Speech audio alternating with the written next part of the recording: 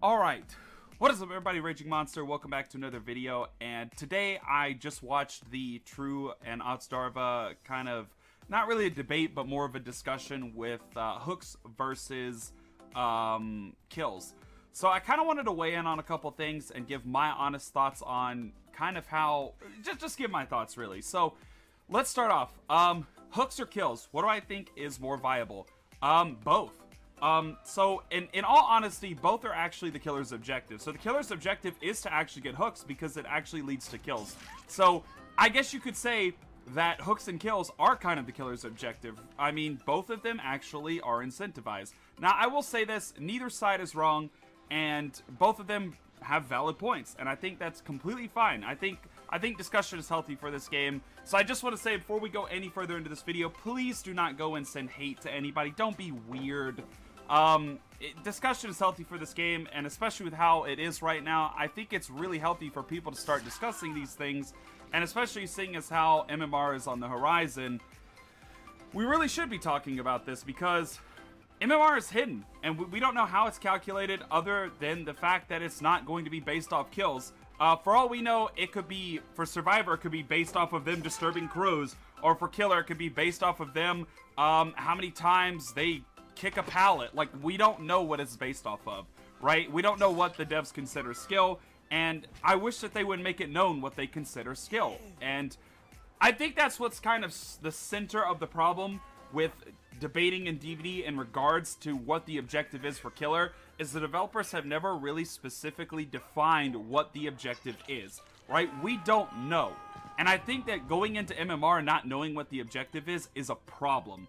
And I think the developers, in all honesty, should talk about what they believe the objective is in DVD, and I think the community should have their fair share, or their fair say in what the objective really is. So, excuse me. So, back to this debate. I will say there was a lot of good points that came out of this. And I will say a big thing that I really want to touch base on is gen regression. So a big thing that I feel like was kind of hinted at a lot was gens, and how gens are kind of the problem. So obviously Tru's idea on Twitter was gens should have like a built-in ruin. Whenever a survivor gets off a gen, obviously it starts regressing, and he obviously got a lot of flack for that. And to be honest, I'm not necessarily against that idea. However, I can understand how it can be abused, right? So, Otzdarva brought up a very valid point that what if the killer hooks a survivor next to 3 gens and just camps, right? He has 3 gens, he can easily regress those gens, and he can camp that survivor for free. And that is a very valid point, and that, again, if you look at competitive DVD, which honestly, I don't think competitive DVD should be the core focus of what DVD should be, personally.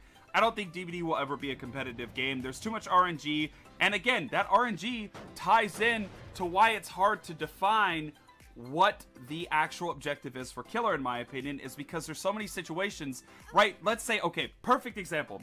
If a killer beats a group of survivors super fast, does that make the killer bad? Or does that make the killer an exceptional killer because he was able to beat the survivors as quick as possible? And that's a debate that's gone on for a while, but in the emblem system, the developers actually punish this. You don't pip if you beat the survivors super fast, compared to the blood point system where you pipped if you beat them super quick. So, in all honesty, it feels like the developers don't want killers to win super quick. Okay, so if you don't want killers to win super quick, then explaining what the objective is core to knowing how MMR is going to work, in my honest opinion. So, going back, like I said, to the debate, gen regression is a big problem, and it's definitely a touchy subject. Odds suggested pop, like every time you kick a gen, like 5%. Honestly think that buffing killer regression in general, so like every time a killer kicks a gen, you get bonus regression. I think that makes sense. I think right now the regression on gens is too weak. Personally, I think base regression is just way too weak. That's why Ruin is so popular right now, and that's why perks like Pop are so popular, is because it's better regression and Surge, yeah. So, again, kind of going back to the whole hooks versus kills debate, I think both are valid points. I think both of them are fine, and I think either or, I mean, it comes down to how you want to play the game. And if you think getting more hooks is skillful, sure. I mean, if you can consistently get, you know, 12 hooks, then yeah, I would say you're a pretty good player. But I will say, if you're consistently 4King, and, you know, it could also come down to the fact that you're not going against a lot of the top, you know, 1% of the game. But I mean, that's the point, though. Balancing around the top 1% of the game would be a mistake, because it would be punishing those that aren't the top 1%. And it wouldn't be fair to those that aren't the one, you know, that are not in that 1%, because it would make the game unfun for them. And I think what makes Dead by Daylight so unique is the fact that the game is fun. And I think balancing this game towards competitive is a terrible idea. I don't think this game is even remotely ready for competitive. As I'll say this, RNG, it's a perfect reason why this game can never be competitive. I don't care how much the developers try to remove RNG, you're never going to take it out of this game. They have like several different variations of maps. All of them are RNG based. That's a perfect example of why the game will never be, it'll never be competitive. It can't. It's just not possible. And, excuse me, I would get, if all maps had the same amount of pallets, the same amount of tiles, then yeah, you could make that argument, but it'll just never happen. So, like I said, this debate, I think, was really good. I think, not really a debate, more of a discussion. I think it's really good. I hope more people do this. I was really pleased with both sides of the story, and I think they touched base on a lot of good things. Like I said, I have nothing negative to say. I think it was really good, and I think both of them had valid stances. Although I do feel like, the whole idea that that this game should be kind of balanced around the top 1% is not really good. I don't think that's how DBD should be, personally. I don't think it'll ever be that way, because again, it's a party game. I do agree with Tru. Not knowing what MMR is based on is kind of annoying. I would like to know what the hell it's calculating and what exactly it's looking for in a killer. If you're telling me that the MMR is calculating how many pallets I break, I'm gonna completely disagree with you and tell you, hey, that's stupid. But if it's counting how many gens and how long I'm able to keep gens up, then absolutely, yeah, MMR makes sense. I think obviously it should calculate more than just generators. I think it should calculate your ability to apply pressure on survivors, whether it be getting the survivors on hooks, whether it be getting the survivors on grounds. And I know that this argument that slugging is boring, hear me out. The reason why killers slug so much is because of gen speed. Again, if you look at a lot of the ways that killers play, it's based off of how the survivors play.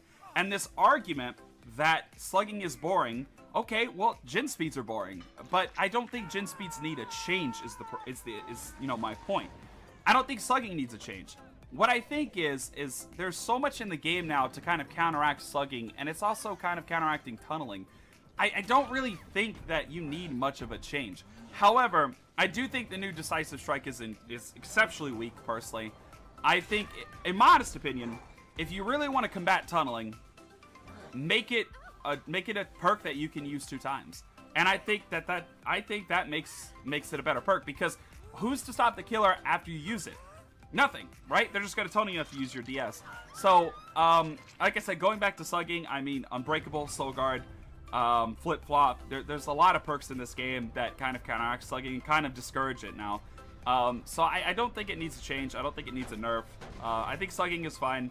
However, I get the argument that slugging isn't fun. I mean, again, gen speeds aren't fun either, but that's the issue with RNG in this game, right? It's hard to balance this game due to the fact of its nature, which is an asymmetrical horde game. It's very difficult to balance. And it's also very difficult to balance because of gen speeds and because of killers tunneling and camping and slugging. Obviously, all those things have to equate into balancing the game, and it's hard to balance the game when you have all of these factors, and then you add in RNG into the mix, and it's really hard to figure out how to make this game actually work at a competitive level. And that's why I don't think DBD will ever work. Now, I'm going to touch base on streaks. I disagree with Tru. I think killers being able to do a streak, and I think it's all about consistency. I think if you focus more on the consistency of a streak, it makes sense. Regardless of if it's the top 1% or not, that doesn't matter. It's about the consistency at which the killer is playing. If they're consistently playing exceptionally well every game, they deserve props. Anyway, with that being said, I just wanted to touch base on this a little bit. I kind of wanted to give my thoughts about this whole discussion. With that being said, if you guys did enjoy, make sure to leave a like, subscribe, and share. We are on the road to 100 subs. With that being said, I will catch you guys later. Peace. Also, before I end this video, I just want to let you guys know, stay tuned to my Twitter, stay tuned to the YouTube channel. There is an announcement coming probably sometime this week. It is something that me and a friend have been wanting to announce for a while, and I am very excited to be announcing it, and I'm sure that it's going to bring a lot of content to the channel, and it's probably going to bring a lot of traffic to the channel. And I do think that it's going to be very fun, it's going to be very enjoyable, and it is something that, you know, I enjoy doing, and I feel like you guys are going to enjoy it too. So with that being said, just make sure you guys stay tuned to my Twitter. If you guys have not followed my Twitter, it is in the description. Please go follow my Twitter. If you guys have not already, please follow my Twitter. That is where the announcement is probably going to take place first, and then obviously YouTube will probably be the second place to find out. So yeah, like I said, follow my Twitter, and I will catch you guys later. Have a good day, everybody, and also remember, you matter.